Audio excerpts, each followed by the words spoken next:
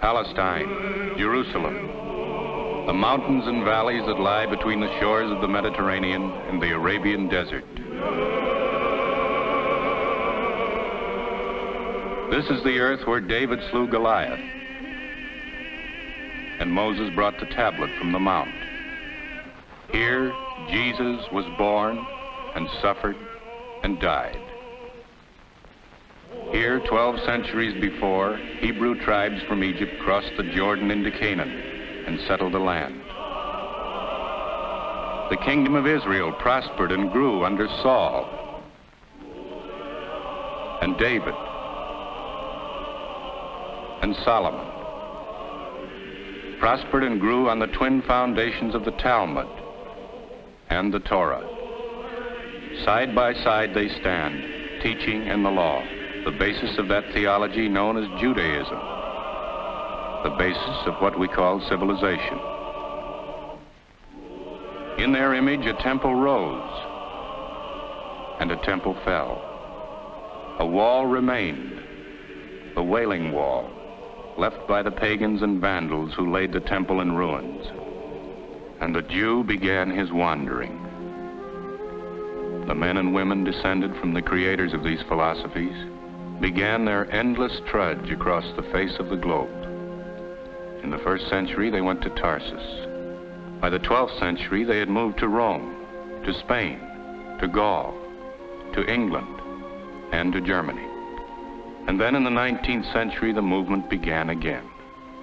From Russia, from Germany, from Galicia, from Romania, a handful went back to Palestine. The majority went to the United States. They became part of the New World. They brought their traditions of law and music and art.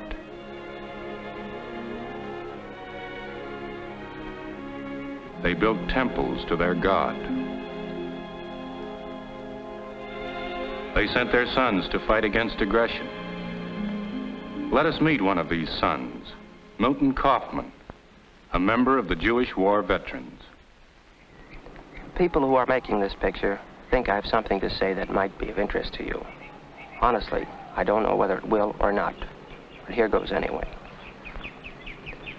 I was drafted into the Army, like most of the kids I knew, and got into the 45th Division as a medical aid man in the Field Artillery Battalion. We were sent overseas and got into the first landing in Italy. There we go. Lots of us guys from California, and Iowa, and Long Island. Catholics, Lutherans, Holy Rollers, atheists, Jews. It didn't matter.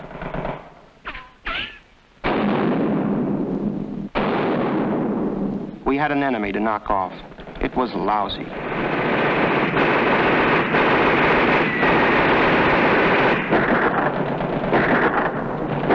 Fighting war is always tough and lousy anyway.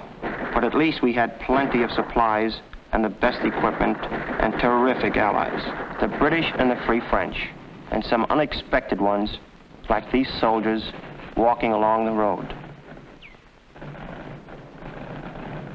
See that patch on that truck, on their tanks, on their shell, on their arm?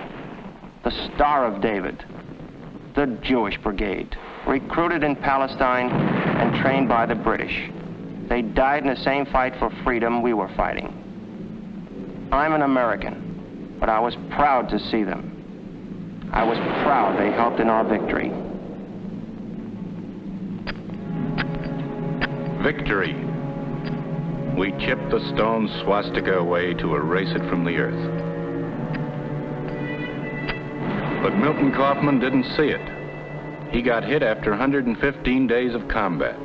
But his outfit went on into France and were the guys who opened Dachau. They watched the people hold services again. Look at those flags. Jews from every country in Europe, free to worship God again and to weep. He was too tired to weep. He too young. He too starved. He too mutilated. But he could weep for his wife and child, and she could weep, and she too, for their sons in this trench at Auschwitz, or in this pile at Dachau, this terrible pile of what used to be decent men and women.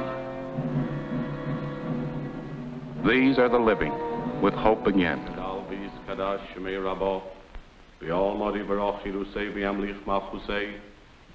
They said Kaddish for the dead. Our guys joined them.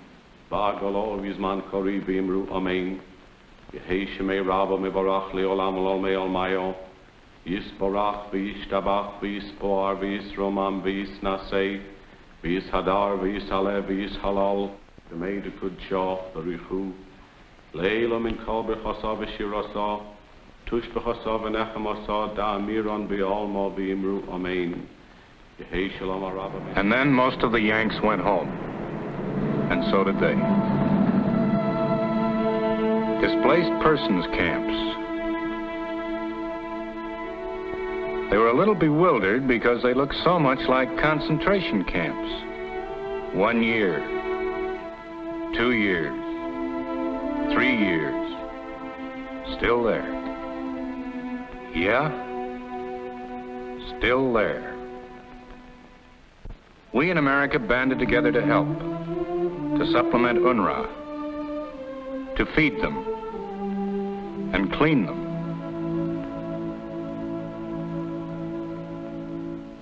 And clothe them,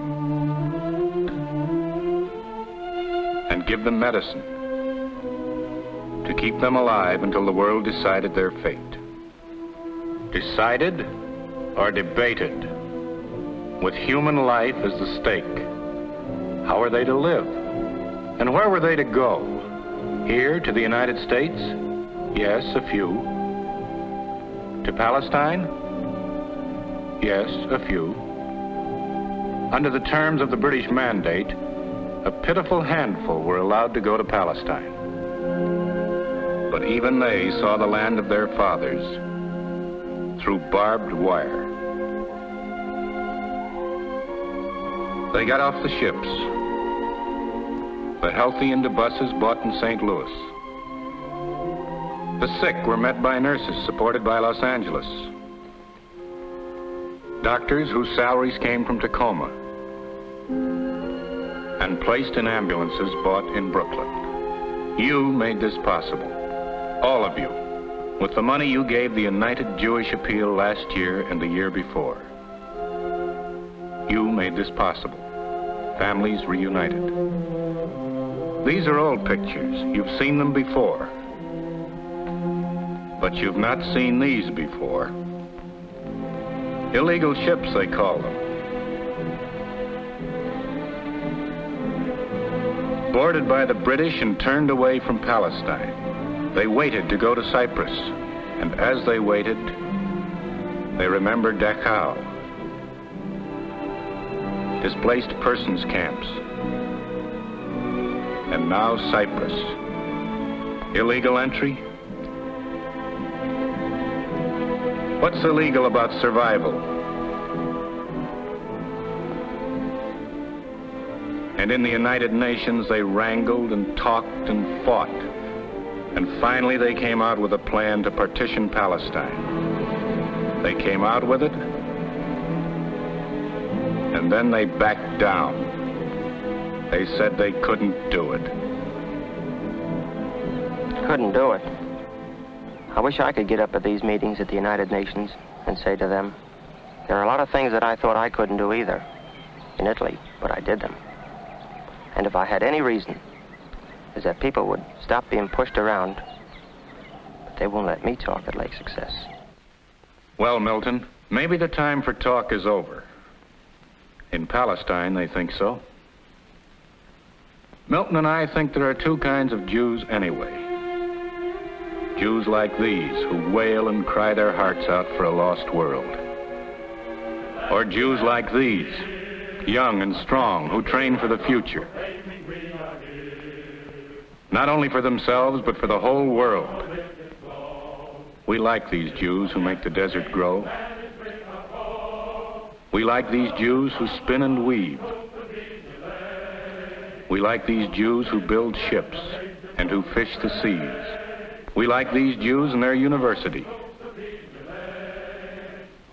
We're with kids like this who go and enlist. We like these Jews who are training to fight against aggression, against an enemy who would deprive them of their land and their lives. They're not soldiers. They're like Milton, working in a post office or going to school, who think nothing's more important than the fight for freedom. They've got pride and they've got strength, and they're going to fight. Sure, the Arabs are bombing them. Sure, you even have to have machine guns mounted when you bury your dead.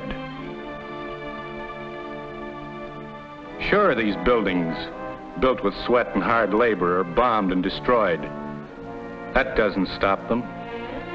That doesn't stop them because they know they've got to fight. Because they know if they don't fight, they'll be destroyed. The men in the little settlements and the men in the cities. And the women, too, have got guts. The same kind of guts that their ancestors had.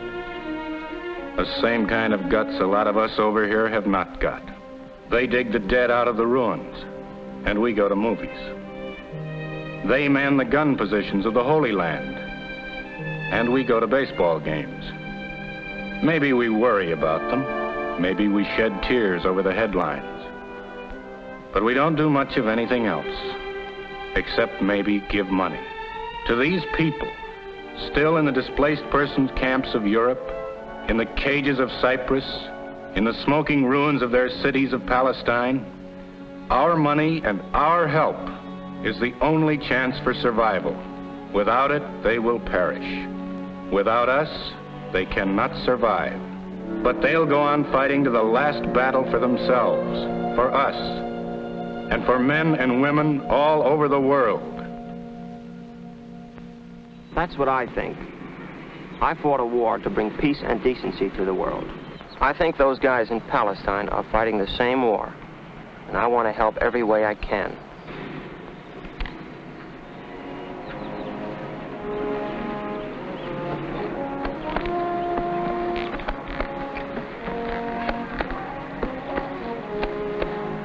The UJA is the only way I know. I get $282 from the government each month, and I just signed a pledge for 40 of it. How about you?